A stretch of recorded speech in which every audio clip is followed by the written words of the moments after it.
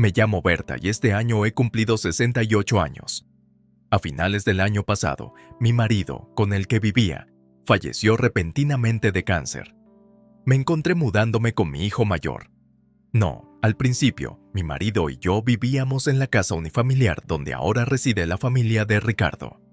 Cuando Ricardo se casó y yo tuve un hijo, nos mudamos a un apartamento cercano de un dormitorio, pasando la casa a Ricardo y su familia.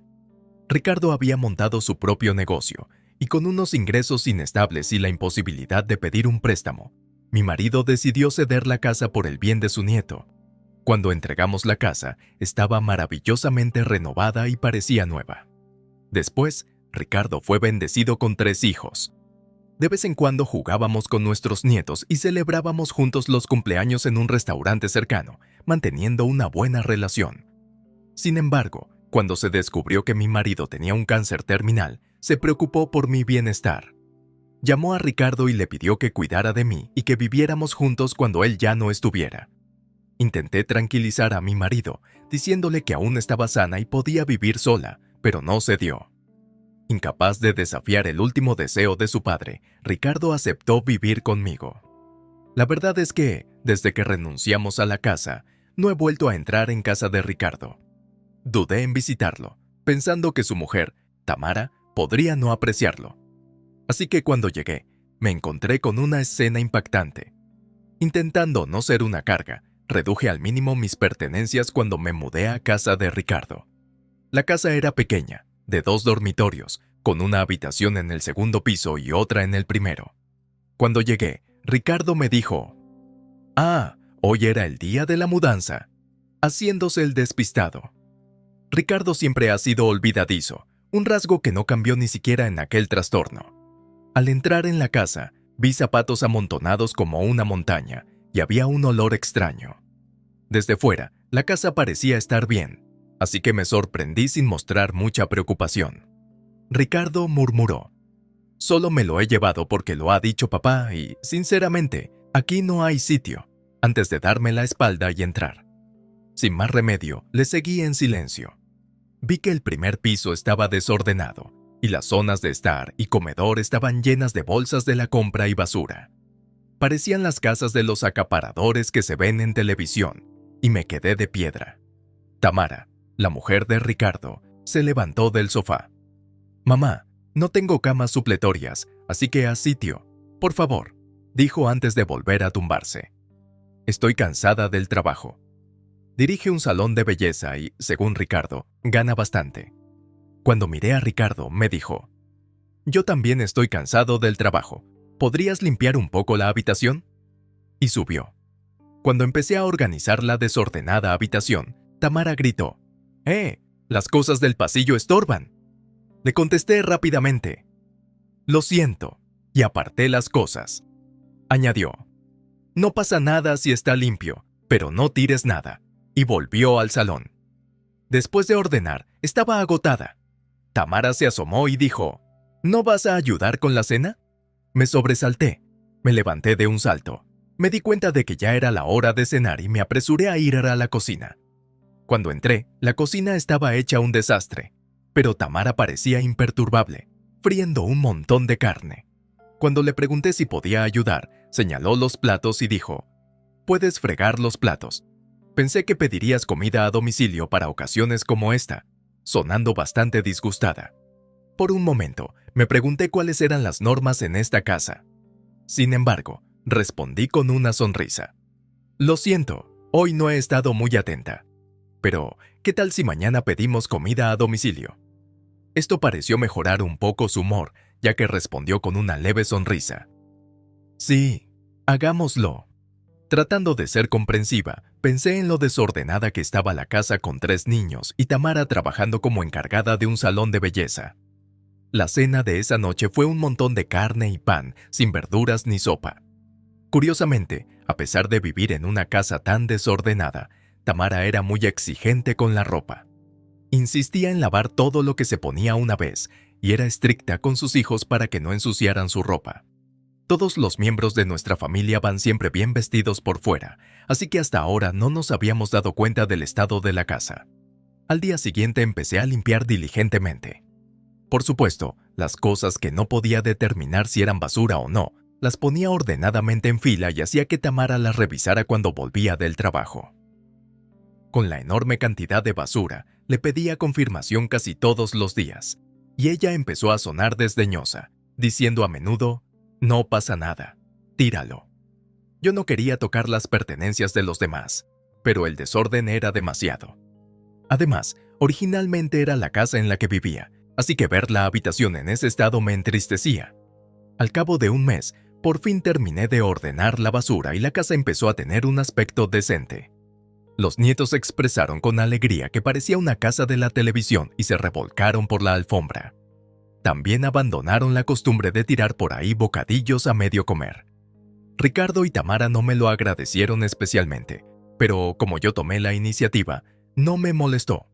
Sin embargo, no era consciente de que Tamara, en lugar de apreciar mis esfuerzos, hacía comentarios como «¿Qué es eso? Sarcasmo, suegra», y nadie de la familia se quejaba, ni siquiera lo pedía. Me enteré de esto una noche, cuando me levanté para ir al baño y oí a Ricardo y Tamara bebiendo y hablando. Ricardo se puso de parte de Tamara, diciendo cosas como «No digas eso» y «Yo no me habría llevado a mi madre jubilada sin la insistencia de papá». Sintiéndome abatida y preguntándome en qué me había equivocado al educarle, volví en silencio a mi habitación. Al verme durmiendo tranquilamente, rodeada de equipaje en una habitación poco iluminada, me sentí patética. Sin embargo, pensando en mis nietos creciendo en un ambiente tan poco higiénico, me consolé pensando que lo que había hecho estaba bien y me fui a dormir. A partir de entonces, cada vez que limpiaba, Tamara fingía no darse cuenta y se iba a otra parte. Además, las comidas siempre eran solo carne y pan. Incapaz de soportarlo, cuando le propuse hacer un guiso y querer comer verduras, Tamara se enfadó y me dijo, «Haz lo que quieras, pero cómprate tú los ingredientes», y se dio la vuelta. Después de eso, me dejó la cocina a mí y dejó de cocinar del todo.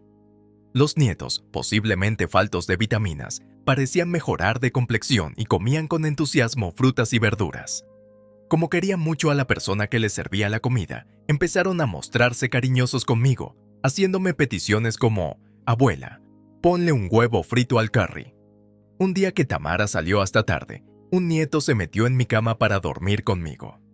A partir de entonces, querían dormir conmigo, incluso cuando sus padres estaban en casa. Esto probablemente molestaba más a Tamara. Acabé preparando todas las comidas. Este estilo de vida continuó durante unos 6 meses. Entonces surgió la idea de un viaje familiar durante las vacaciones de verano. Mi hijo mayor y su mujer estaban entusiasmados mirando folletos de viajes y buscando en el ordenador, así que supuse que me uniría y, de hecho, me sentí aliviada. Sin embargo, mi nieto mayor se acercó de repente e insistió. «Abuela, también vendrá, ¿verdad?».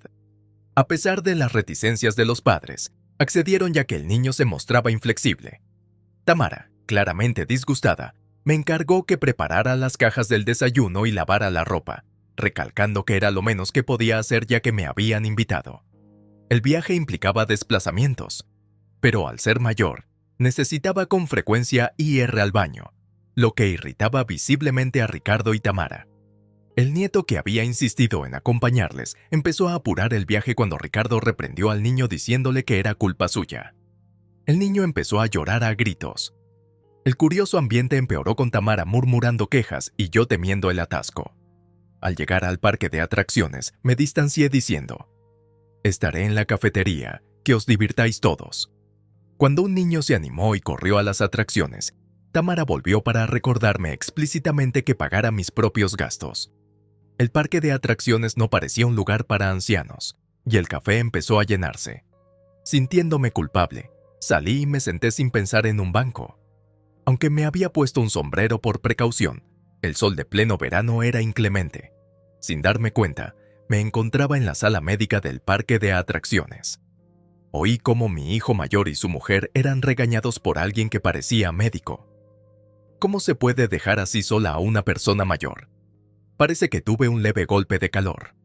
Normalmente, estaría bien, pero después de haber preparado el almuerzo y hecho la colada por la mañana temprano, seguido de un viaje más largo, debía de estar más agotada de lo que pensaba. Mi hijo mayor y su mujer parecían claramente disgustados y decidieron volver al hotel conmigo. Tras registrarme y llevarme a la habitación, me dijeron: «Por favor, no causes más problemas».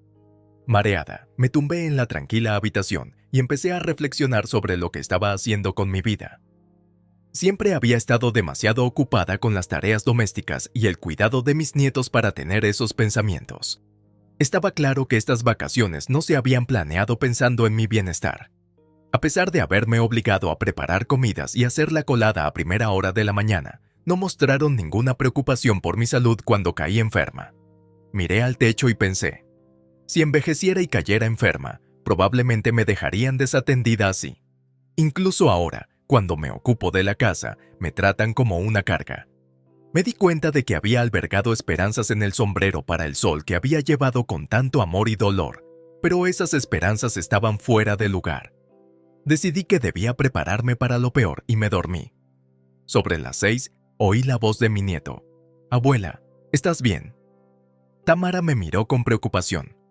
Parecía haber vuelto pronto del parque de atracciones porque estaba preocupada por mí. Detrás de ella, sus padres cuchicheaban entre ellos. Tamara dijo: «Mamá, papá, tengo que hablar con la abuela. ¿Podéis quedaros aquí un rato?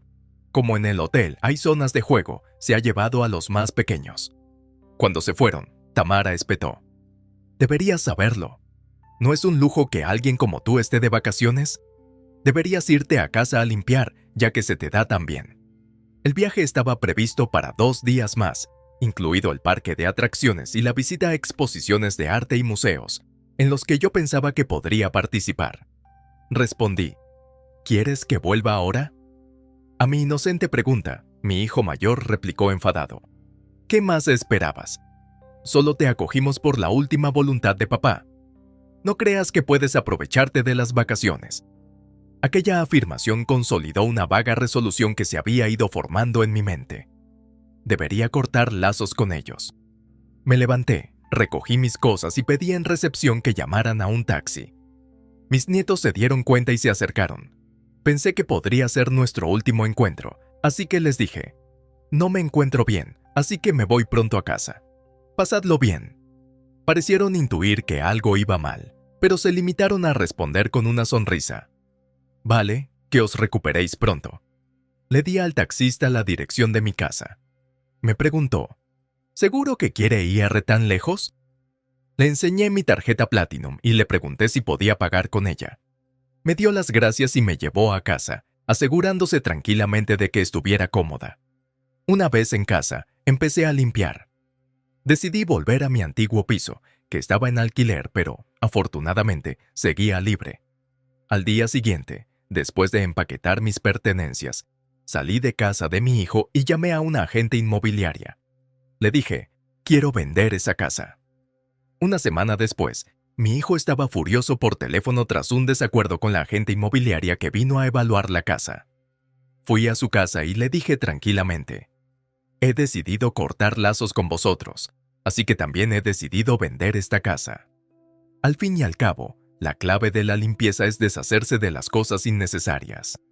Tanto el hijo mayor como Tamara pusieron cara de perplejidad y exclamaron: «Espera, ¿esta no era la casa de papá? Entonces debería haberla heredado de su patrimonio». «Exacto», repliqué. «Se supone que es propiedad de mi marido, ¿no? ¿Qué demonios estás haciendo? ¿Has perdido la cabeza?». Suspiré y le pregunté al hijo mayor: «Dices que heredaste a través de la herencia. ¿Recuerdas haber cambiado la titularidad de esta casa?». Dudó. «No, pero supuse que había pasado a ser mía». «No es así», repliqué, «porque esta casa está a mi nombre».